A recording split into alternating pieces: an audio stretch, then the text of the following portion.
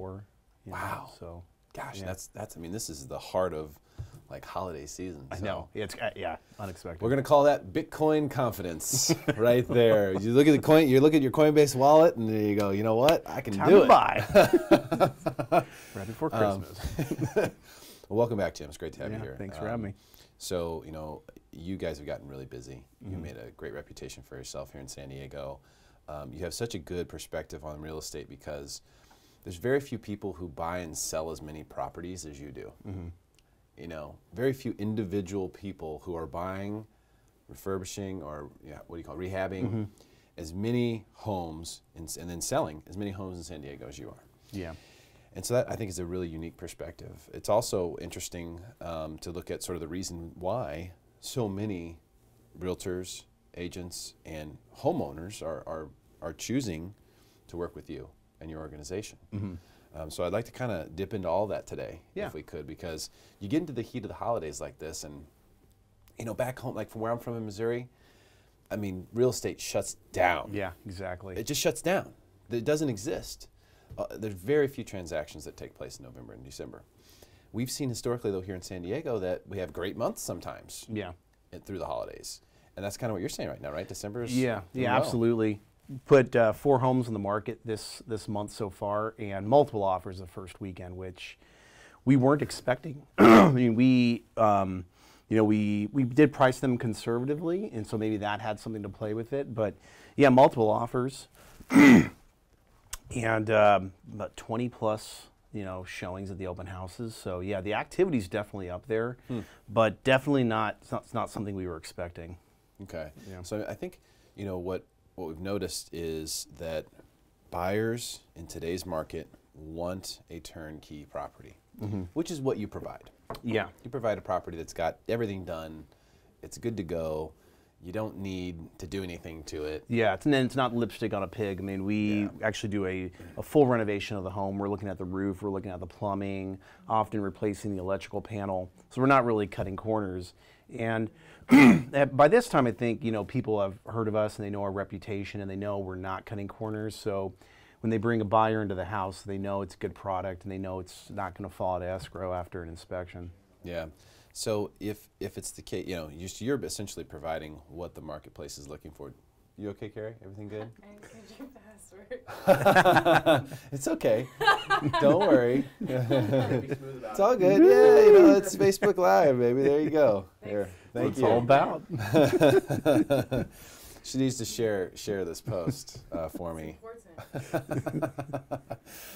So in a market like this, I always like to take the temperature at what we would consider to be the low points to see what's going on. So that's really interesting to me because a lot of people are expecting a big year next year. I'm expecting a lot of volume. I think there's going to be a lot of transactions. I don't know if we'll see much appreciation. I think we kind of hit a wall there, maybe on the appreciation. Yeah. But for homeowners who have been, I think, waiting to sell, I think a lot of them are going to pull the trigger next year. Yeah. And you might have more competition. More competition, in the marketplace. Interest rates rising. So yeah, now you have these forces sort of going against values going up, which I think is healthy. We need that definitely. And for us as investors, there's the 3 things we look at: what we can resell it for, what it's going to cost to renovate it, and then that determines what we can pay for it. And so when we're looking at things, if prices are going down, we're just going to adjust that ARV, the after repair value, what we can resell it for, and then that's, we're going to pay a little bit less, but I mean, that's good. We can't continue to have these values going up. It's just not conducive to a healthy market. Yeah, and first-time home buyers and affordability, just the access to being a homeowner. Yeah. In fact, I've had multiple meetings recently with people who are developing funds where they're going to be essentially just accumulating tons of real estate, single-family real estate, to make rentals out of it. Yeah. They're essentially just going to try to buy entire neighborhoods and things like that. Yeah. Because they realize that everyone wants to rent, and they're like, if people want to rent, we can make money on that. Yeah. Yeah, exactly. And so that's kind of, I see a lot of things going that direction. That's scary for me. That's like my worst nightmare. Yeah. Is that, big corporations, big funds, Wall Street owns all the real estate. And people aren't able to buy homes unless they're uber wealthy. Yeah. And you kind of see tastes of that in certain places like Vancouver or San Francisco, New York City, And San Diego, I think, is better than all three of those places I just named, you know, by a long shot. I don't even think it's close. I'm a little biased, but I don't think it's even close. Yeah. So those things are all really interesting. Now, we don't want that here. Yeah, I agree with you. Yeah. I don't think we want that here. That's not the direction we want to head, but that's the direction that we are heading. So when you see, there are a lot of agents too that are in the marketplace that are now flipping homes and things like that, sort of doing similar to what you do, but not at the same quantity that you do. And I imagine that, you know, since you work a lot, and a lot of real estate agents are choosing you to go to as their preferred investor for situations where they have a home seller that wants to get out quickly or needs to move quickly. Yeah. Why is it, do you think, that so many agents are choosing to work with you at Hawthorn Albatross? You know, there's a lot of investors to choose from out there, right? I mean, a lot of agents get mass mailers, or they get you know, emails, or they get, you know, there's a lot of investors out there that want to buy homes, but ultimately a lot of investors, they burn bridges. They submit an offer and they can't move forward on it. You know, that's really hurts on a short sale situation where an investor offers on it. You go 3 or 4 months, finally get the approval, and then they back out. You're risking a foreclosure. We've just never done that. We've always been about relationships, always closing on what we offer. And then really I think what makes us stand out also is then allowing the agent to relist the property when we're done renovating it. So they're pretty much a partner with us. You know, we're letting them represent us on the purchase and then relisting it. And we get them in there during the renovation, ask them, hey, how should we, what cabinets should we put in here? What do you think we can resell it for? Of course, we have our opinion, but we really want that agent to be a part of the transaction, and ultimately they're going to be selling it for us, so we need them on our side. Yeah, well, you want them to really like the property. Yeah. And that's one thing that a lot of traditional sellers don't realize. It's a little thing, but it means a lot. You know, when the agent tells you, I think you should do something with this. Stage it. Yeah, stage or paint this wall. Yeah. Or just, it's because they want to feel comfortable in what they're selling. Yeah. All salespeople want to be comfortable with what they're selling. And if they aren't, it's hard for them to sell it full-fledged. Yeah. Whenever you meet with a salesperson who is really confident in their product, you can tell. You can feel it. You can sense it. Man, this person thinks this is the greatest thing since sliced bread. And you want your agent to think that same thing. So that's actually really smart on your part, because at the end of the day, you know it's just as important for you, even more important for you than a traditional seller. Like, we need to move this fast. Yeah. We're not interested in being on the market for 90 days. Nope. You know, we're not interested in trying to find that one buyer. Yeah. No, we want to make it a great deal for someone so that there's 10 people who want to buy this house. Yeah. That's what you want to do. Yeah, and certainly with agents relisting it for us as well, after they don't want to be, you know, working for 3 months trying to sell a home. And so we really just price these competitively so we can sell within the first 2 weeks on the market. You know, we put a good product out there, so it's not going to fall to escrow upon inspection. And really, we just try to make it as smooth of a transaction as possible, because yeah, we need that money back to buy the next one. We're buying about 5 houses a month right now. So if we can keep that volume going, we can keep our renovation costs low, which means we can be really competitive in what we can offer and really stand out over the other investors out there. That's awesome. Looks like Gregory Schaub he says, Ritter, what's up? I think that might be one of the agents that we're talking Greg, about. Greg, how's it going?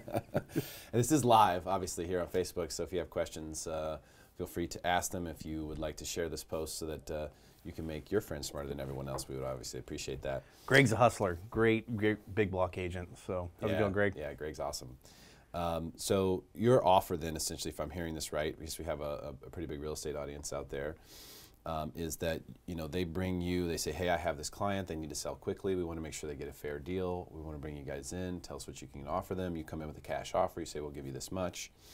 For the agent, it's great because they know it's a fair deal, and they get to have the listing side on that deal, and they represent you on the buy side. So they get to sort of double in that one, and then they also get to relist the property. Yeah. So it's sort of like 3 sides Yeah. in one home for the agents. That's really good for them. So you're giving up a lot so that they can have that. Yeah, exactly. And, you know, it's like the trifecta, I call it, 3 commissions. It's awesome. And it's rare, but we had one in Spring Valley earlier this year where the agent then represented the buyer as well when we relisted it. So they got 4 sides. Wow.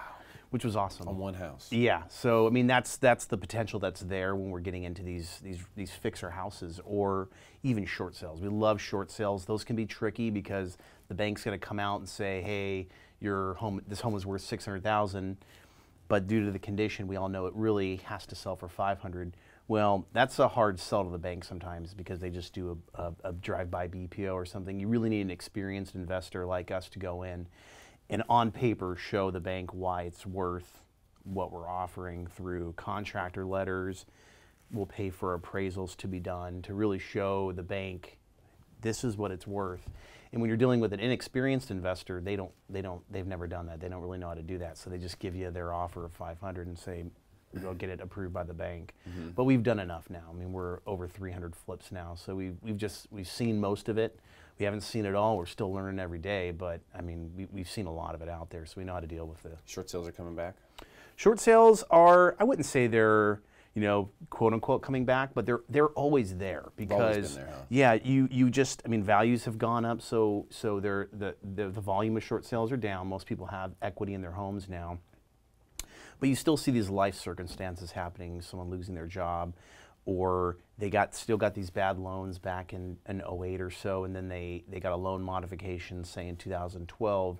Well, the loan modifications typically are only for a set period of time, maybe 3 or 5 years. So if they got the loan modification in 2012, some of those are resetting, and some of these loans were so bad, we still have not caught up. The equity has not caught up. So yeah, we see the short sales, and there's definite opportunity there, and there's an opportunity for those homes to get foreclosed on if you don't have an experienced agent and an experienced investor like us dealing with the bank. Yeah, it's the last thing that you want to have happen. And I've noticed it a little bit, just looking at some of the data that we've seen, a little more foreclosure activity, a little more short sale activity, but it almost went away completely for such a long time that it's not really like alarm bells going off or anything like that. And obviously, based on some of the recent sales that you've had here in the midst of the holidays, I mean, we're less than a week away from Christmas. Merry Christmas, by the way. Yes, Merry Christmas. Happy holidays. I know, it's amazing. So the market's still doing well. Buyers still want in. Everybody should want to own a piece of San Diego. The problem has just been, I think, that lack of inventory and concerns of bubble have really been the thing for buyers. They want to wait for prices to come down. It's sort of like Bitcoin, right?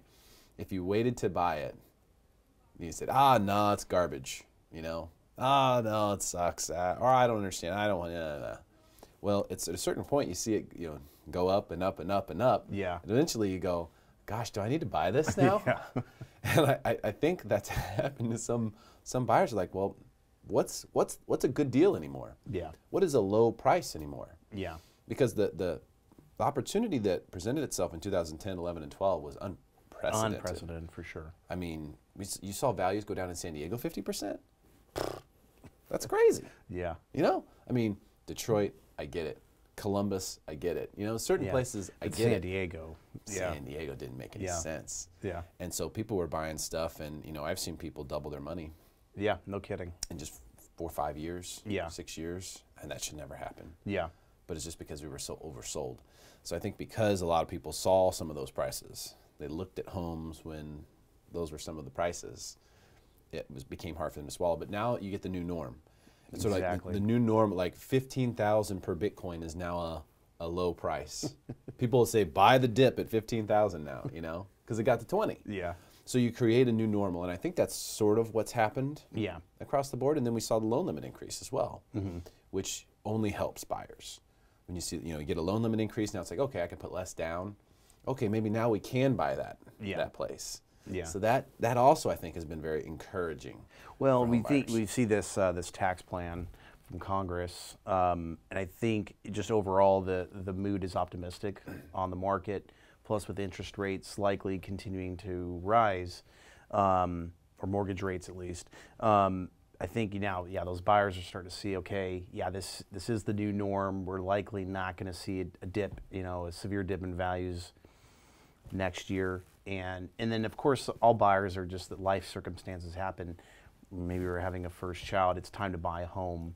So, I mean, life happens, So, people may want to stay on the fence, but at the same time, rents are going up. So, I think a lot of people are almost not forced, but I mean, they're very encouraged to go out and buy homes. And we're definitely seeing that. I think the low inventory is really putting pressure on that as well. that if you put a good product out and you're not asking an astronomical price, you're going to have multiple offers on it in the first week. And I do want to say, because I know I have a lot of real estate agent friends who watch this. Ron Greenwald is in there. What's up, Ron? Hey, Ron. You know, for all the people that, like you said, there are a lot of different investors in San Diego, but if you want to work with someone that you can really trust, Hawthorn Albatross, definitely the company that you want to work with. You know, you run into these deals, you give Jim a call. You guys are always so just straightforward and honest with people and so trustworthy, and the work that you do is so good. I just don't know why anyone in real estate wouldn't want to work with you and have you as their #1 investor to go to. I know if I was buying a flip, I would want to buy a Hawthorn Albatross flip. Appreciate it. For sure. And you can see obviously the work that you guys do on the Facebook page, Hawthorn Albatross, just incredible stuff. And agents get to benefit as well. Like you're not greedy about the way that you go about it and the way that you handle the deal. You make sure the agent's taken care of. You make sure the homeowner's taken care of. And that's just so big in a time when a lot of people get greedy, and at a time when things are going so well that you see it happen across the board throughout transactions. People get greedy. We see the really short, it's just that short outlook, the short-term outlook from other investors where they maybe, they don't follow through with what they say they're going to do, and they, maybe they ask for a big price reduction and they get it.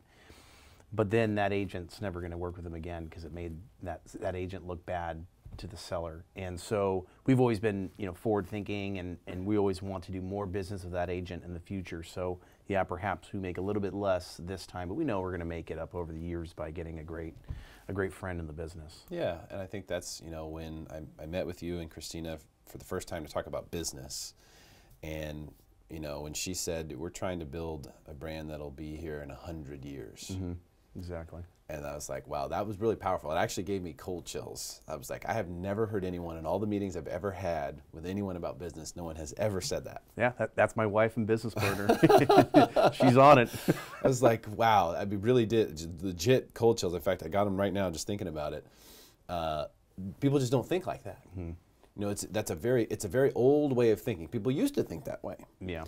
They used to think that way. Well, what about 50 years from now? What about 20 years from now? How things going to be then? How are people going to look at me then? How are people going to view our organization then? And everything has become quarter by quarter for everybody. It's just quarter by quarter, sometimes month by month, in the way that they act. And from a business perspective, especially in your position where there's so many people affected, you have the real estate agent and their family that's affected by it. Potentially another agent on the other side that's their family that's affected by it. You have the sellers.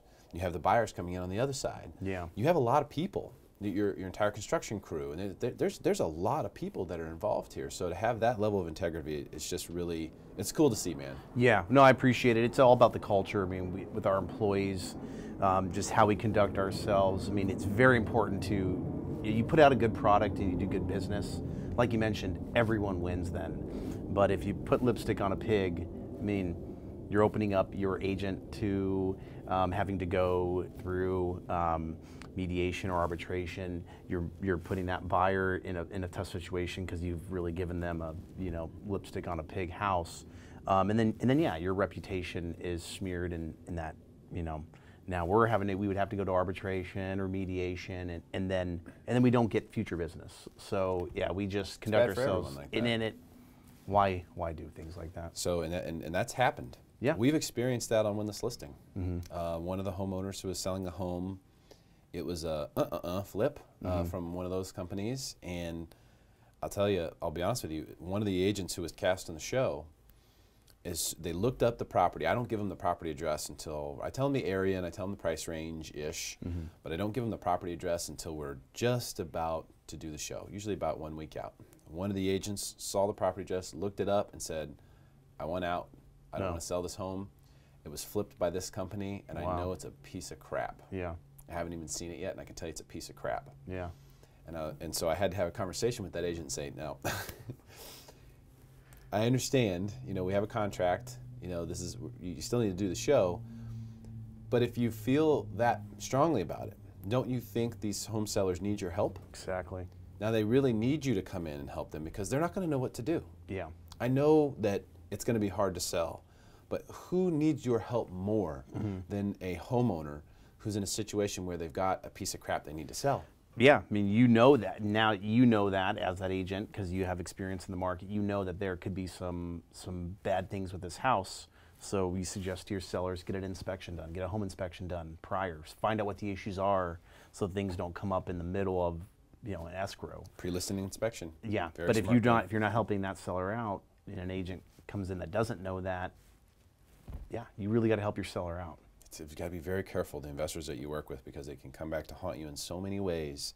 And it's not just your life and your family's life that's at stake, when it comes to this, your livelihood, I should say.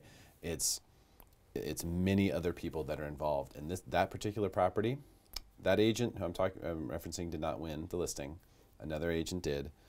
But it was in and out of escrow 5 times. There were issues with the property. It was a nightmare. Yeah. So it really makes a difference here in who you work with and how it affects the lives of those people, because at the end of the day, that seller that agent is bringing to you, they are their client. And it's important for them to be well taken care of at the end of the day. And the people who end up buying that next property is also someone else's client. It's very important that they're taken care of and that they buy a good piece of property. Yeah. So the work that you guys are doing is really important. And I think that it's just important. I think it's important for the San Diego real estate scene to know about Hawthorn Albatross and what you guys are doing. And if you can take something away from this, and I'll just encourage everyone, no matter what industry you're in, no matter where you are in life, if you're building a business, take a lesson, take a page out of the book from Hawthorn Albatross and build an organization that's going to be there in 100 years. Have that as your plan. Our plan is to make this brand be here in 100 years, be reputable, and be strong. And if you take actions based on that as your goal, you can build something amazing. Jim, thanks so much for coming. Eric, as always. Tremendous stuff. Yeah, Great Merry to Christmas. see you again. All right, stick around. There's more coming on Facebook Live today right here in Smarter San Diego.